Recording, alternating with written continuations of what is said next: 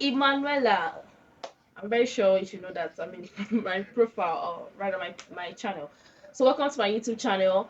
If you're new here, please like, subscribe, and please share when you're done watching this video. Okay, thank you. Okay, unfiltered health awareness is all about enlightening people about food choices and helping them make like helping them to contribute to the healthy lifestyle. Okay, of course you know that health is wealth. I mean, you're hearing that a lot, right? Yes. And I'm very sure you believe it because they play now. And to have a health problem, you know that health is actually wealth, okay?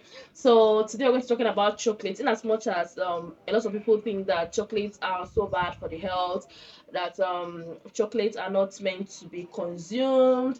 Today I'm going to enlighten you guys about the beneficial um content about these chocolates, how good they can actually help the body and how well they are. And I'm also going to throw more light on the disadvantages as well. Yes, that's for those of you that maybe that like eating chocolates a lot and then you feel like this video is an escape for you guys. No, chocolate has its own advantages, disadvantages, but then you will be surprised at the fact I'm going to lay it down. You'll be like, wow, you didn't even know chocolate had all those. Okay, so let's get this going, okay? So please like and subscribe to this channel, okay, so you can be getting more fun and more educational content like this one so that can help you make your food choices and of course for a healthier lifestyle, okay? So guys, chocolate is a sweet food made from roasted seeds of a cocoa tree, particularly the Theobroma cocoa tree. Now this chocolate actually gotten from the cocoa beans. That's the seeds of this cocoa tree. So these cocoa beans are being harvested, fermented, and roasted to be able to get chocolate. Now chocolate comes in different types. Yeah, we have the dark chocolate, we have the white chocolate, we have the milk chocolate, and the semi-sweet chocolate. Okay, so now that's all for the introduction about chocolate. So now I'm going to get into what we are going to be talking about today. Having said that, so moving into the nutritional content of chocolate. Now, we are talking mostly we are going to be emphasizing on dark chocolate, while other chocolates are also involved. But then, like particularly dark chocolate, in every 100 gram of dark chocolate, there are about 11 grams of fiber. It also contains a minimal amount of iron, magnesium, copper, um, magnesium, and is also low cholesterol and sodium free. So now this will take us to the nutritional benefits of chocolate. Okay, now it will interest you to know that chocolate actually helps to improve brain function in children. You ask me how, but I'll come into that later. Dark chocolates are packed with a lot of antioxidants like flavonoids, which help to neutralize free radicals in the body, reducing oxidative stress and lowering the risk of chronic diseases such as heart diseases and even cancer.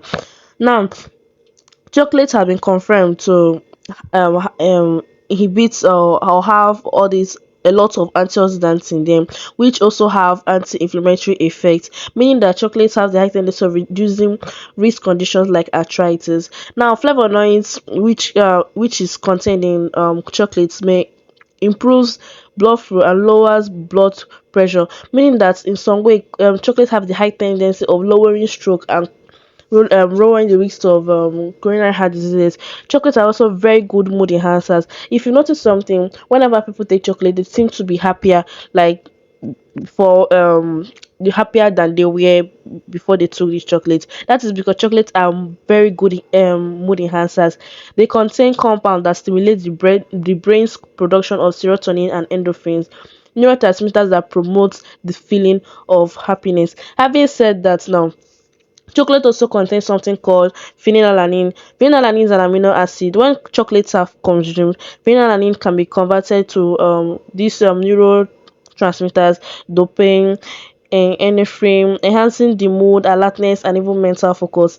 Now, antioxidants in chocolate can also reduce the risk of degenerative diseases, example like amnesia, forgetfulness, and so on and so forth. This is because it enhances the brain function and cognition function as well. So now having said that, I have to move to the disadvantages of chocolate. First and foremost, for you to get this content, this positive nutritional benefits of chocolate, it has to be taken in moderation. Now this brings us down to people that we can actually recommend chocolates to, and the portion that can actually be recommended.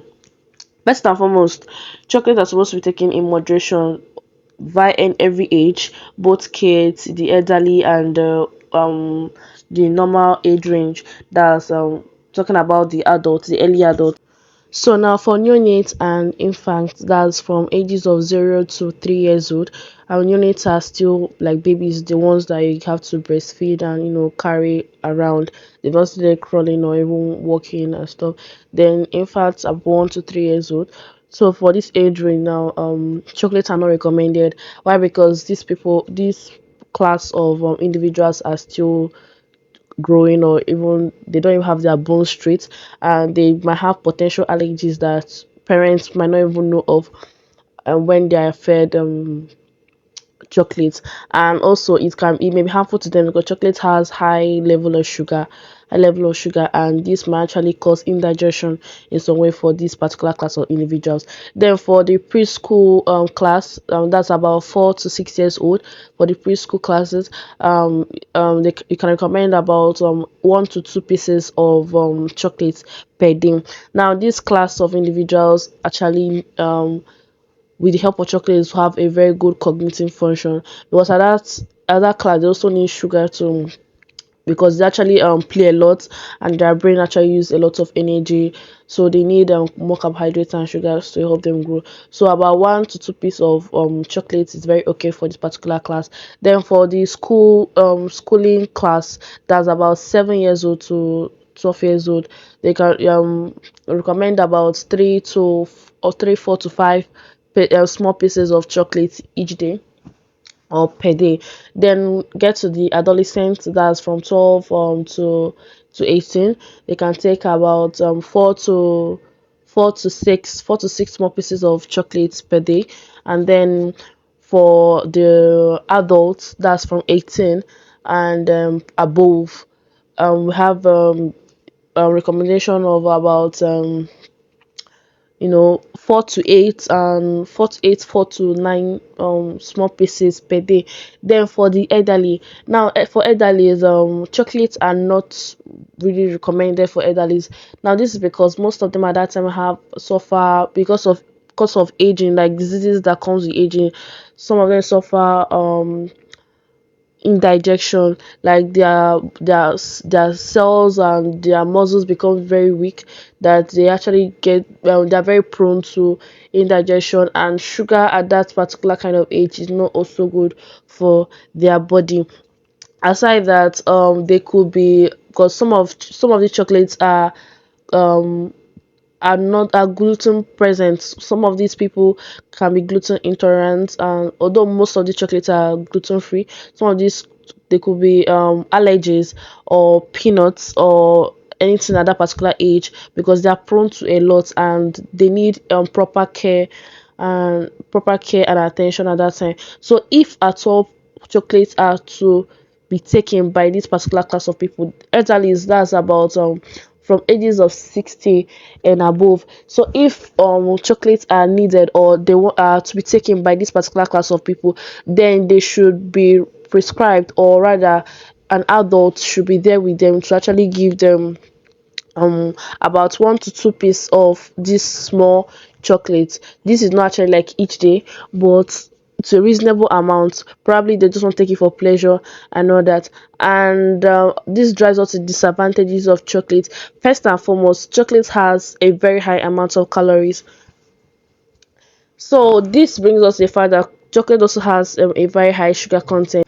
Chocolate has a very high sugar content, which in the processing or production of chocolate, they make use of industrial sugars, and most companies also add extra like sweeteners and sugars. So now this makes it have a very high sugar content, which is naturally very good for diabetic patients, or not good to be taken in high quantity, because it can lead to a whole lot of complications.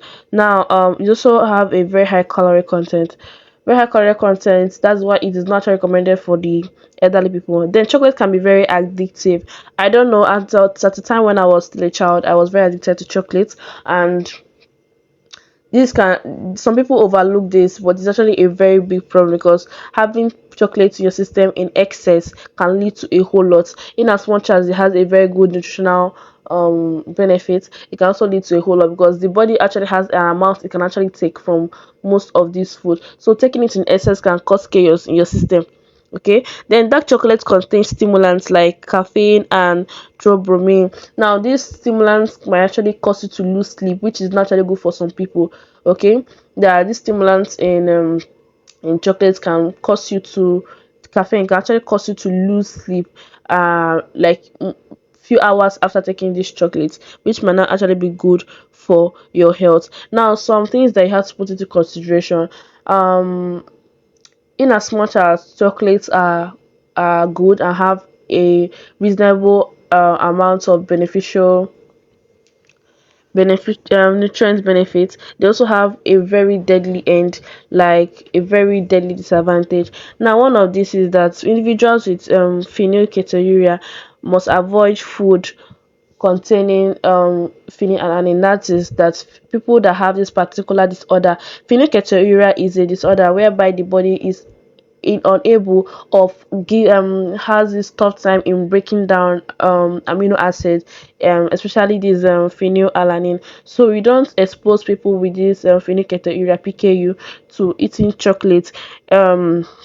What this is because their body cannot, I said it before, they cannot metabolize, that they cannot break down phenylalanine properly, which can build up, that's when taken, when it's phenylalanine is still taken, even when you are aware that this person cannot break down or metabolize phenylalanine present in chocolate. This can actually lead to the build up of toxic level of phenylalanine, which can actually harm the brain. So in as much as chocolates can actually be beneficial to the brain or cognitive function, it can actually cause more harm than good to people with PKU, that's phenylketonuria.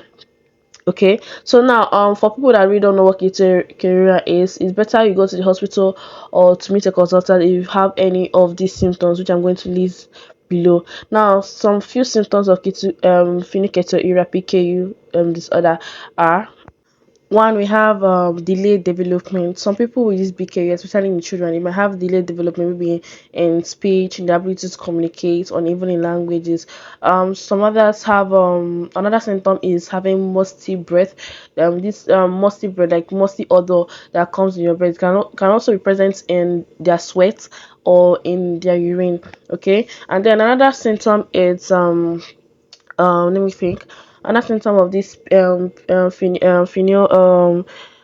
ketonuria is that they have this thin flaky skin most of the time, and faint kind of color head. Now this PKU is a genetic disorder, so it's actually seen in the families of people that have this PKU. So now having said that, and having enlightened you guys on the nutritional benefits and also the disadvantages of taking chocolates, in benefits in moderation and disadvantages in excess, or in people that are not supposed to consume chocolate, we also have to put something into consideration. Some of the things we're going to put into consideration are: one, that milk chocolate actually more have more sugar content than every other type of chocolate. Milk chocolates are very sugary, and they're being added extra sweeteners and extra additives to them. As a student nutritionist, I will recommend dark chocolates to people. Why? Because dark chocolates have more solid cocoa in them, about 70%, which gives it a small nutritional benefit. Okay.